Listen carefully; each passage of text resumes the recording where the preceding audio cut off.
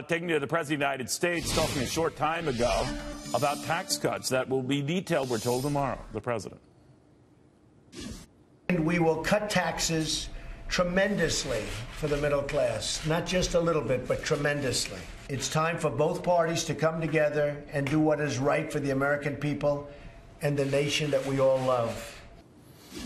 All right, of course, that's the operative word, tremendously. What is tremendously? Will include the upper income. Will it take corporate rates down as low as 15%, or is it going to start at 20%? You know the drill, so does Charlie Gasparino. What are you hearing, buddy? 20% corporate tax rate down from 35%, 7 brackets down to 3 brackets. We have to see exactly how much each of those brackets can compress, but the top rate is what, gets the most sort of publicity because, the mainstream media will say, well, it's a handout to the rich. It goes from 39 to 35%. So that's still in the offing. That's what I understand. Right. The argument was that it was going to be offset by reducing deductions. And now that's where this thing is going to get bogged down. I mean, already we are here. Brian Schwartz, my producer, did some reporting yesterday, some legwork on this. Republican leadership generally wants to get rid of this one major deduction, a state and local tax deduction on personal income taxes. That's going to have incredible blowback from anybody, any congressman, GOP congressman that lives in New York, New Jersey, California, you name it, states with high income taxes. And you were mentioning a figure that's as many as 60. I heard 60. Listen, I've been reporting this out for a while. The Journal did a story today, or Bloomberg, and the number that stood out was 60. Peter King is not a big favor, a staunch supporter of the president. GOP so they couldn't be won over to the notion that, it's going to affect your state and communities and districts, but it'll be offset by a substantial rate drop that people will welcome. Right.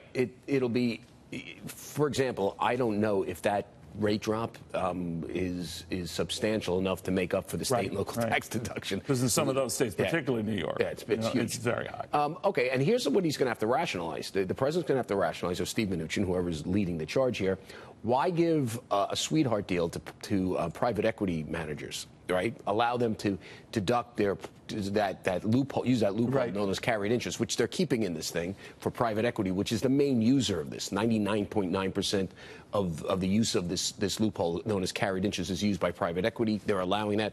Why give them a handout and not the state and local? Why not a family of 4 in Long Island that makes $250,000 a year? Why are you screwing them to help Steve Schwartzman, Mr. Trump, who is on your economic advisory team? They might team? hope that because people don't understand what you just said.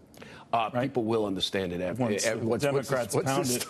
Katie Frates, I want to bring you into this, the Daily Caller editor. Katie, how likely is it that they'll have clearer sailing, that is, Republicans, for a tax cut when they didn't on health care, and they tried again and again and again? Orrin Hatch has been among those saying this could be heavier lifting. He's even on the wires indicating this might be a more next year development than this year. What do you think? Well, of course, it depends, right? So at this point, if they couldn't get health care done, that was an internal fight on Republicans themselves. If they can't agree with each other and they start stonewalling each other, then maybe tax reform doesn't happen and it does get pushed back. But on the same time, I don't think that we're going to see a lot happening from Democratic support either, even the moderates. This is not an environment right now that is conducive to bipartisan support. And Democratic leaders don't have a lot of incentive to want to work with Republicans on anything like this, even if it'll help the middle class. No, because the loudest, angriest parts of their base would consider any form of compromise to be a betrayal. You look at how Nancy Pelosi got shouted down at her town hall over DACA. So I don't think Trump is going to get any support from Democrats. All the more if they keep that top rate lower, right? I mean, in other words, they don't leave it alone. They actually lower it. Whatever they do to offset that, it would further inflame those on the left who might have even been thinking about voting for this, right? Right. I mean, we'll see what happens. But Republicans, of course, don't want to work with Democrats either because they control everything. Well, so why would they want to compromise? I was being facetious when I said Chuck and Nancy because we know that the you meant, No, what I was pointing to is that wonderful deal Donald Trump, forged with Chuck and Nancy. But are there enough Republican votes then, if they can't count on any Democrats? Let's say hypothetically they can't. To get this passed in the House and in the Senate? I don't think so. I mean, listen, if you talk to people on the Hill, they'll tell you that there are deficit hawks like Ryan that don't want to take the corporate tax rate down below 25%. If you talk to people in the Freedom Caucus, they say, well, why do it unless you take it down to 20 to 15%? Well, the president will almost want to bring it to start the argument at 15%. I heard they're starting at 20, but yeah. I mean, you would think he would start it at 15 just so it goes up to 20. What do you think of that, Katie? That the president, he wants that corporate rate as low as it can go. Realistically, 15% maybe isn't it, but something in the low 20s would be. Where do you see all of that going?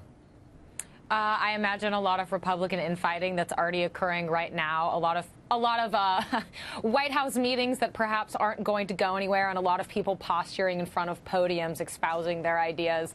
I would rather see people just get something done, but honestly, at this rate, I'm imagining perhaps some angry tweets from Trump in the future. All right, but I just want to be clear what you're saying, and I do want to go to Charlie after this. Do you think we will get a tax cut approved this year? I really hope so, but I don't know quite if I'm the one to say yes or no, but I would like to hope that we can get it done. You have your doubts. Why? Well, because here's the reason. Because if they start, let's just say they compromise on a 25% corporate tax, bring the corporate tax rate down to 25%. And as part of that compromise, Paul Ryan says, okay, we're going to close every loophole, corporate loophole. Can't deduct the interest on debt. You can't do this. You can't do that. Right. Then it's actually a tax increase, maybe. Because the effective rate on corporate taxes is around 27.1%. The market will sniff that out in a second and won't trade up. I mean, I think that's actually worse than what we have now. If you settle for some stupid tax cut that says, oh boy, we finally Donald Trump, let's give Donald Trump a win, when it's really one of these victories that don't hold a lot of water. I mean, that's the problem here.